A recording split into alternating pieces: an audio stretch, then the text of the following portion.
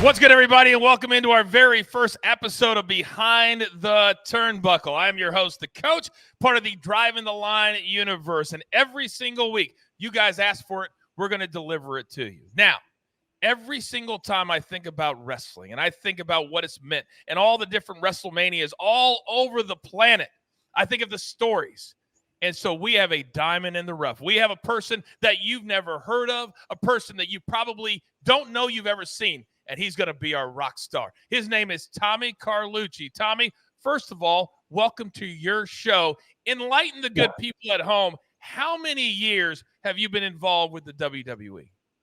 Well, hello, Coach. It's a pleasure for me to be here and working with you. And I started with the WWE back in January 11th, 1988, all the way to September 9th, 2020. That's 32 years of this craziness, Coach. And I loved every minute of it. I was behind the scenes, and I was on the road from 1996 to 2001.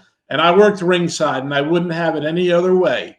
Live television was the best way to go, and I was in the action every week, and I have a ton of stories to tell everybody in the weeks to come. And that's what this show is going to be all about. We're not going to be here every week breaking down Monday Night Raw, talking about SmackDown. That's not what all of you want to hear. You want to hear the stories, the good times, the struggles, everything that happened out on the road from our perspective. So combined with my experience, almost 45 years inside of the WWE. Nobody more qualified than me and Tommy to deliver exactly what the wrestling universe is going on right now. So hey, you're Coach, I'm Yes. sorry, Coach. Well, I want to let you know, we are the real deal, everybody. We've been there. There's a lot of podcasters out there, but we are the real deal, and we're going to tell you the stories every week. Well, are you trying to tell me that dirt sheets don't have the stories because they've never been in the actual writer's room going over the shows before? Is that what you're trying to tell me, Tommy? I think so, Coach. Yeah, I think so. Taking shots 60 seconds in. I like it. I like it. Now, Tommy, right now, part of the reason that we decided to start the show is because there's never been more interest in what the WWE is doing, signing a $5 billion deal with Netflix and The Rock coming back to be a big part of WrestleMania. But we're starting because WrestleMania had a big press conference last week, and The Rock is leading into his heel persona. What was your very first WrestleMania that you can remember being a part of? It was WrestleMania IV, Coach. It was at Trump Plaza. It was March 4th, 1988. And that's where the Hulk was the champ, and they had a tournament to see who was going to be the new champ, because obviously Hulk was going to leave and he wanted to do a movie. And it ended up being Andre the Giant being the champ. But the atmosphere that day was crazy. I happened to be with the Gorilla Monsoon that day, and he took me all around because I was relatively new, and he showed me the ropes. And I'll have stories about Gorilla in the coming weeks. But the man treated me like a son, and the respect factor that man had in the business was unbelievable. But the atmosphere there was crazy, and it was just a phenomenal show. My very first experience, and I knew I was in the right place.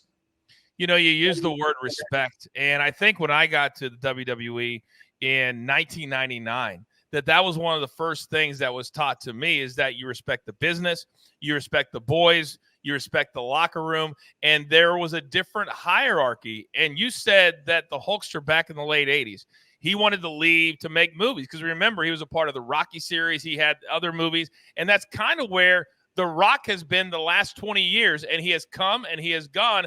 But every single time, Tommy, that The Rock has come back, it's been big business, and the crowd has absolutely loved it. But not this time. This time, the crowd, because of the Cody Rhodes situation, and I believe this, and you tell me if you believe this to be true. You've said in those meetings, when the crowd doesn't react the way that you think they're going to react, how quickly can those writers pivot and change to what we saw last week at the press conference? On a dime, Coach. That's the thing about WWE. We control every aspect of what goes on in that ring, outside of the ring, with the boys, with everybody else, and that's how fast it can change. The Rock, when he left in 2002, and we're going to dig a little bit deeper here on Behind the Turnbuckle, because for fans to sit at home, Tommy, and just say, oh, well, The Rock is having fun and he's embracing his heel persona. This takes me back to when he was one of the greatest heels of all time. And Yes, we sir. say it all the time that if you're a great heel and then you can flip it, you become a much bigger baby face. You were on the road when The Rock was rising, and they decided to take him heel, and he really fed into that. I feel like The Rock is right back. Do you think it's a mistake for him to feed into the heel promo, even though it's kind of what the crowd is pushing him into? No, I don't think it's a mistake. I like heel Rock. I like Hollywood Rock.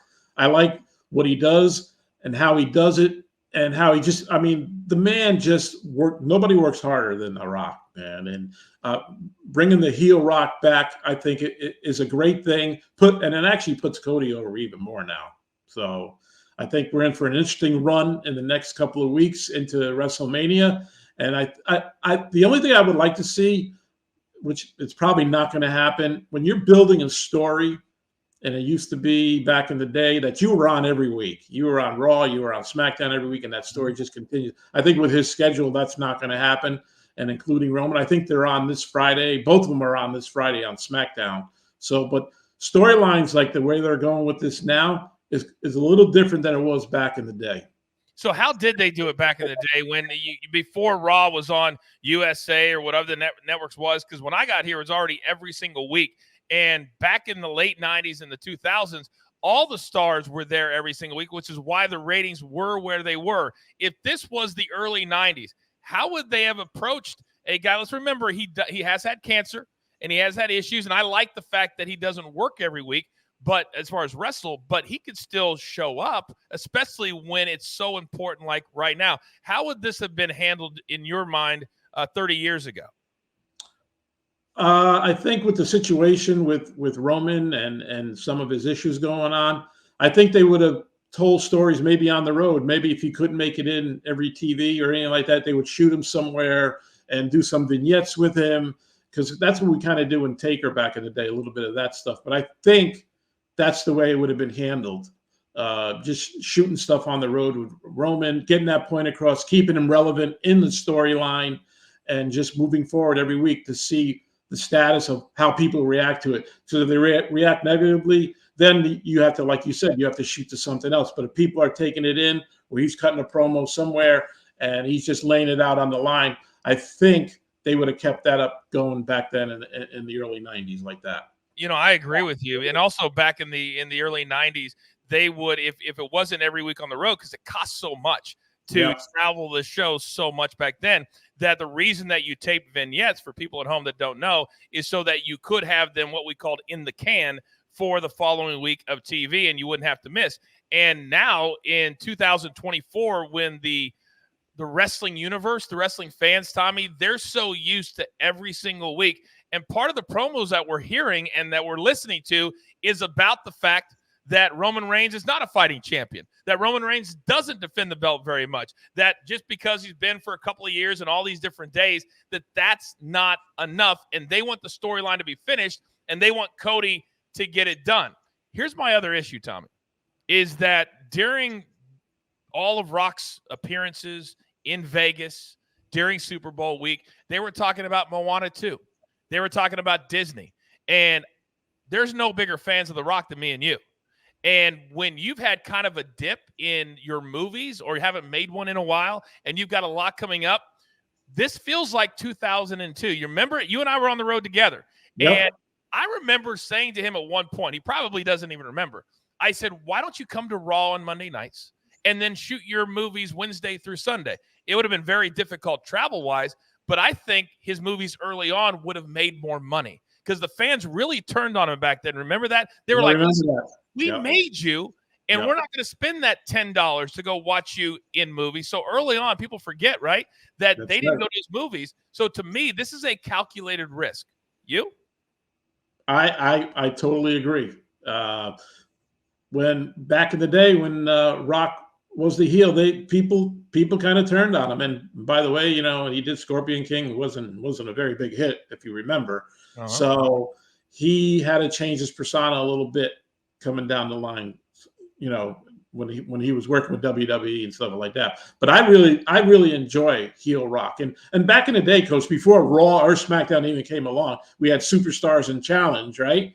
And what we would go to TVs and you would shoot 4 weeks of TV at a time, and the fans wouldn't even know it. And then we would come back. Yeah, we would shoot 4 weeks of TV, one, 2, 3, 4, come back, edit the shows. Vince and Jesse Ventura would come in the studio, do their VOs, and then the same thing would happen with Challenge with Bobby and Gorilla. And that's how they did. They told stories in 4 weeks, and the fans didn't even know it while we were doing it. It was so sophisticated the way we did it. So say Legion of Doom, I'm just using that as an example, were the champs, and they were going to, in hour 1 and hour 4, they were going to lose it. They were going to lose the championship. So what they would do is, in hour 1, they'd come in as the champions, and then in hour 4, they would come in. They would have all lost the belts, and they would come in without their belts. So they would have their belts coming in. Somebody would take them away, and then we would start shooting. It was an amazing way how we shot TV back in the day. I don't even know if that could work in today's way of doing television. Everything's live. And think about it. Live. Yeah. If they did that and shot 4 episodes with what happened when The Rock came out, and then Cody gave up his spot, and the crowd went bananas. And then, I mean, you would have scrapped those 3 weeks of tapings, or it just wouldn't have worked. It wouldn't have worked. And you got to hold the crowd too. So what they would do is give you this big major dark match at the end, so to make you stay, because 4 hours of TV is pretty long. That's a long time. That's a long time, dude. Wow. Yep. So it's going to beg the question now as we move forward. And the WWE has always been great, even when, you and I were both there, at utilizing and capitalizing on certain things. So I've heard through the rumor mill that there's going to be Cody Crybaby merchandise out there. And Cody's so smart because his dad taught him, the American Dream, Dusty Rhodes, that it's all about marketing. It's all about selling. It's all about the next match. And so I would be very, very interested behind the scenes to see how Cody is really handling all this, because it's been a 2-year storyline. And rare as a superstar, Tommy, Hulk comes to mind, Roman comes to mind. I don't even think Rock or Austin have ever done a storyline this long. But at some point, and this is what they're dealing with right now, you got to pay this off, correct? You got to pay it off. It's got to be paid off at this WrestleMania. There's no way you can extend this another WrestleMania. I don't think the fans would put up with it, quite frankly. I think you're right. And here's the thing, and I want to kind of swerve, because this is going to be, for the next 6 or 7 weeks, a very WrestleMania-heavy program. And then we'll see as we move throughout the year. But Mark Calloway, who's better known as The Undertaker, has just started his own podcast. And part of the podcast, he said this week, Tommy, that he's not behind the scenes or not backstage at Raw or SmackDown very much. But apparently recently he was. And what he saw, he did not like. And I was a little bit surprised, because he's still employed by the WWE. But I've always said this, even if you and I were still working there, they need to, at some point, allow some of us to be very honest about the good and the bad. That's the only way that you move forward. And he said this, and this really surprised me. He said that the vibe backstage is very chill, that there's not a lot of guys talking, there's not a lot of talent talking. And I have certain reasons that I believe that it is. But when I started and you and I were traveling together, there was at least 15 to 20 superstars that would compete. And a lot of people say, oh, coach, it's fake, predetermined. No, I mean compete for the spot, just like movie stars do, just like athletes do. Because, Tommy, what were they competing for if you were part of the main event of WrestleMania once it really got big? $1 million, coach. $1 million. For each guy. Yep. Talk to me. $1 million.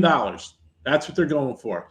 The vibe backstage was a lot different. You know the weird thing, the whole part of social media really exposes backstage. You ever see a lot of superstars, they're doing these stupid dances and things like that.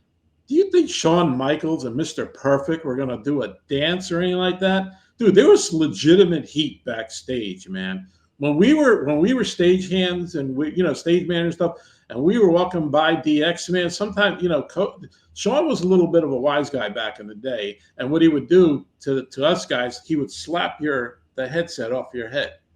Really? And you couldn't do anything about it. What am I going to do? I'm going to tell the executive producer, then you become a punk, and then they go to the talent relations, then they go, oh, this guy. So you just took it and you went with it. You know what I mean? So you just walked straight ahead, and then you would see Sean and Road Dogg and Trips, and they'd be in a hallway. And Sean was just a little bit of a wise guy, man. And he would just walk by and he'd go, boop, just hit you. Oh, I didn't do it, then play that kind of game. So there was legitimate heat backstage with a lot of the boys. And today, I don't see that. I think everybody's a buddy, and social media, you see them doing all this crazy stuff on there. And social media is great, don't get me wrong. But don't give away the whole business about that. When you see Nia Jax with somebody else doing a dance and this guy coming and doing it, it's just, I don't know. Maybe they're encouraged to do that now. I'm not there. So do you think it is? No, I think you bring up a very valid point. And I was just listening to Giannis Antetokounmpo, the NBA star, the other day. He was like, I don't train with other NBA players in the offseason. I love they that. are my enemy. I absolutely love it. And to your point, I saw the same thing because I got there. I was a part of 16. I was there full-time 12 years, part of 16 during my time at ESPN as well. And not only was there heat, guys did not like each other. And when I see The Rock and Triple H doing business now on the stage in Las Vegas, The Rock never liked Triple H. Triple H never liked The Rock. And we'll get into a lot of those stories in weeks to come. But if I told you at home right now that me and Tommy are going to be fighting each other or fighting for a spot, and one of us makes $1 million and the other one is not in the main event and it's not even $500,000, would you fight for that spot? Because Tommy, I would. And that's why back then, to me, also, you only had 2 hours of TV programming. And so getting that TV time was so important. And I'll die on this ledge that 3 hours of Monday Night Raw is just too much. Yep. I don't want to see a superstar 2 or 3 times. You come out at the beginning, you hit the music, you set the tone, you do the promo, you come out at the end and you have your match. That's what the fans want to see, not 2 or 3 matches, 2 or 3 appearances. Then the pop comes down and it's not as important anymore. But it's the competition, Tommy. And right now, how many guys would you say are legitimately in line for a main event spot at WrestleMania? Like, legitimately. The roster now? Yeah, right now. Yeah. Well, obviously, those 4. Yeah, I mean, obviously it'd be Seth Rollins, Cody, Roman, Rock. After that, I get lost, Coach. Really, I got to tell you, man, that the roster to me, like at TVs now, matches are made backstage. Like there's no storylines to anything anymore, and that's what we lived off for years. Storylines would go on for weeks. Like I think that's why we're getting back to that in this main event about WrestleMania, because we're still up in the air about what's going to be happening. Now, we saw the tease on the Super Bowl where you see the face-off between Rock, Roman, and Cody and Seth. So we're assuming is there going to be a tag match the first night? I don't know. And I like being left in the lurch a little bit. I like longevity in a storyline, and you just don't get that anymore. No, and maybe they need to – maybe this is a line in the sand, because one of the guys that is accompanying The Rock back to WWE is the guy that when I was with, me and Rock were hand in hand for 2 years. Like I was his guy. We would always do the interviews with him. And Brian Gewirtz, I always say his name wrong. I apologize, Brian. He was the head writer of Raw. He then left when Rock left full time to help run his production company. He was the head writer of Young Rock. And say what you want about him, because back then, the truth of the matter was a lot of the top stars would get pissed off because he would always be huddling with The Rock. And they're like, how come he's not riding with us? Well, Brian was the smart one. Brian was like, this is the dude that's going to be a breakout star. This is the dude that when he's done with WrestleMania and done with wrestling, that he's going to sell. And that's exactly what happened. So Brian is back now. And I don't know if you can remember, Tommy, or if we can believe, I hate using dirt sheets because we have too many connections to use dirt sheets. But if he's back, maybe this will kind of get back to the storylines that drag out in a good way. Yes? Yes, I totally agree. Look at it. Look at it. What's happening right now. And Brian latched on to the right guy. Look, You know, Rock was the first guy to talk to himself in the third person. No other town thought to do that. When he did that, man, he had the crowd in the palm of his hand. I remember he cut that promo on Billy Gunn, and he goes, "God, remember that promo?" And yeah, you know who, like, you know who's doing that? That's Brian, man. Brian writes all of that stuff. The kid's a little genius, man. We got along great. We had some issues in the beginning, but me and Brian actually got along pretty good. He's a smart guy, and he's very, very creative, as you see from all of Rock's promos. He really is. People don't know this, but when I first moved to Stanford, it was January of 2000. I started in September of 1999, but I didn't move until 2000, January. He had an apartment. I sublet his apartment. Do you remember that? I sublet his apartment because he wanted to live in New York City, and he didn't want to live in Connecticut. So I actually had that connection with him early on. And that is 100%. And I don't care if Triple H still doesn't like The Rock. I do not care if The Rock still doesn't like Triple H. Doing the deal with what's going on in the company right now was very, very smart, because other companies have gone through negative things. And this is a big-time negative thing. But you have to move on. They're not stopping. Netflix paid for 5 years and $5 billion. So you've got to move on. Having The Rock back in the mix, more than just a one-off, to me, is a really good thing. If you were to lean into other guys, because we talk about The Undertaker, we talk about Stone Cold Steve Austin. He just did an interview, Tommy, with ESPN, where he talked about having that one last match that everybody wants to have. But the one thing they don't want to do, Tommy, is embarrass themselves when they go out there physically. Like The Rock talked about on Pat McAfee, that he wants to do a training camp. He's like, I just can't go out there and run the ropes. I've got to go out there and train, because I don't want to look less than what potentially Roman or whoever else he could wrestle at WrestleMania. So these are real competitions. And how much do you think a guy like The Rock or Cody will lean into some of those veterans, those legends, and say, what would you do if you were competing for this spot creatively? I think if they brought some of those minds in, it could help them a little bit. Oh, absolutely. How could it hurt leaning on The Undertaker and asking him advice, or leaning on Kane about advice on how you did things back in the day and how it would work even more right now? So I think leaning on the veterans is a good thing. 100%. So we're about 7 weeks away from WrestleMania, and we're going to be here every single week. We might go an hour some weeks. Other weeks we may go 30 minutes, whatever it feels like. But this is going to be about stories, and this is about taking you behind the turnbuckle, so to speak. And also, when it warrants it, we'll talk about current storylines and kind of weave them in. But we're going to end every single episode, Tommy, with something that I'm absolutely going to love. You are clearly going to be the star of this show. And so we've got a little segment that we like to call Story Times with Tommy. And let me take you back to WrestleMania 13. March 27th, 1997. Does anybody know what that was?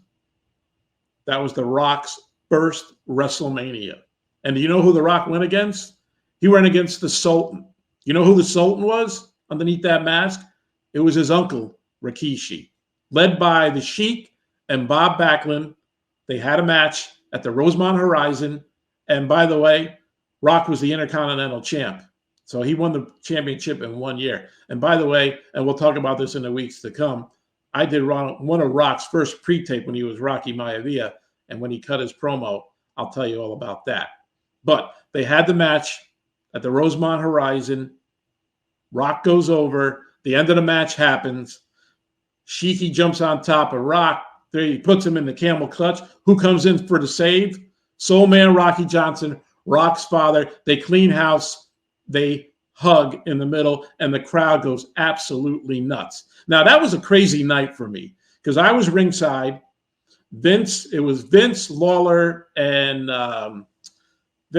JR on the English side. My buddy Bob Clark was the floor manager there. I was the floor manager for the Spanish guys, Carlos Cabrera and Hugo, and that was the first time for a pay-per-view we had our French guys, Rougeau and Jean Broussard.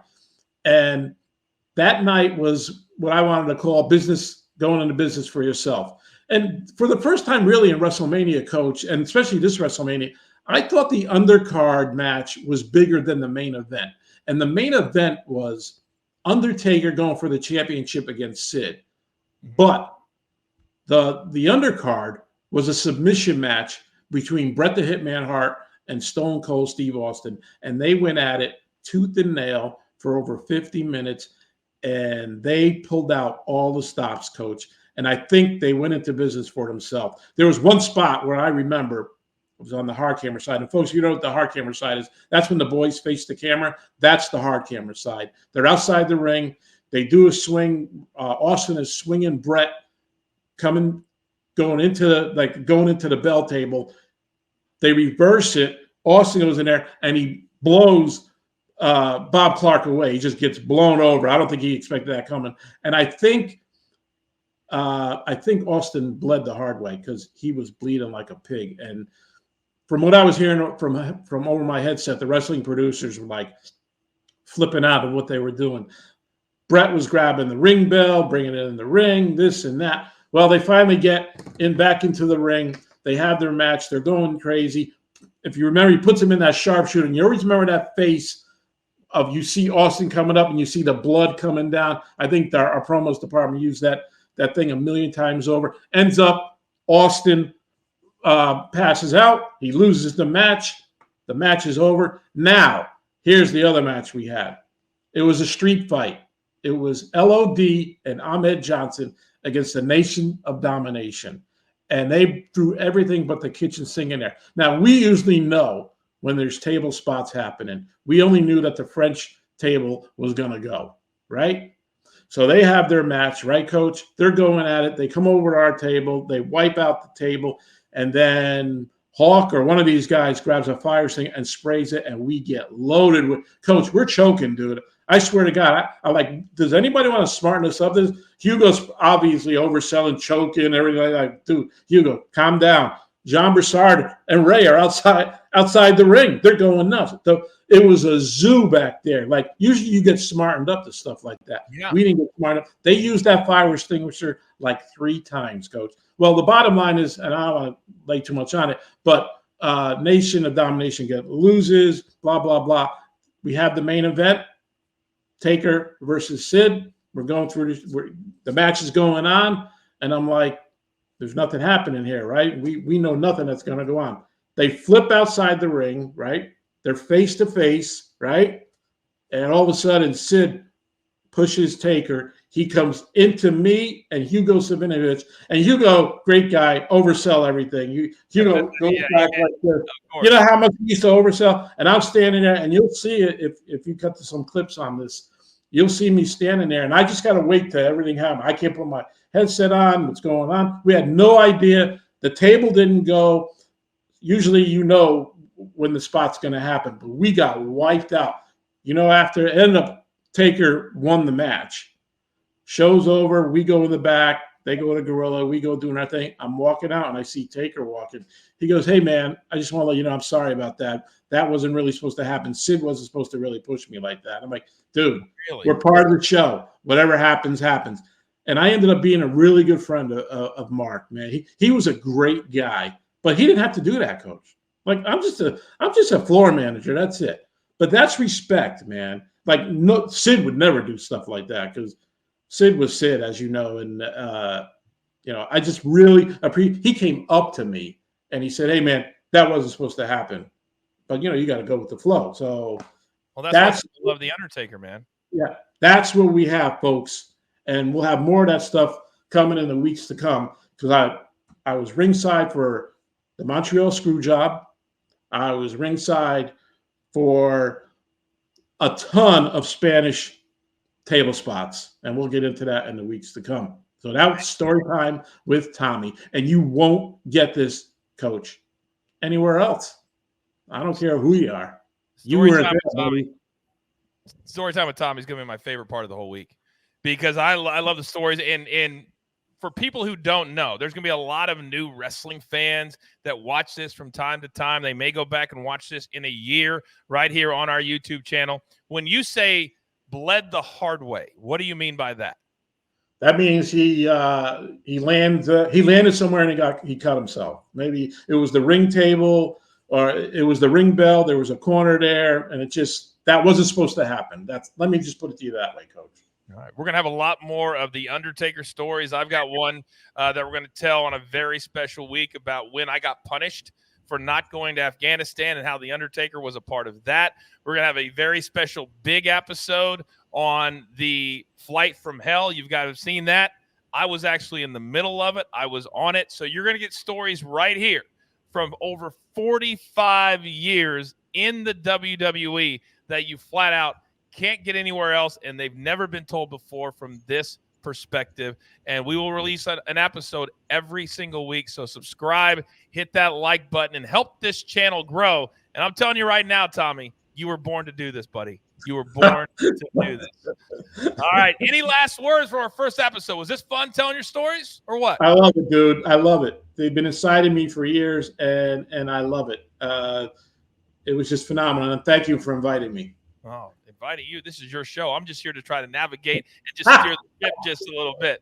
All right, we're going to be here every single week. We're part of the Driving the Line universe. We call this show Behind the Turnbuckle with Coach and Carluchi. Story times with Tommy. This is the only place you get it. So, with Tommy Carluchi, I am the coach. We'll see you next week right here on Behind the Turnbuckle. See ya.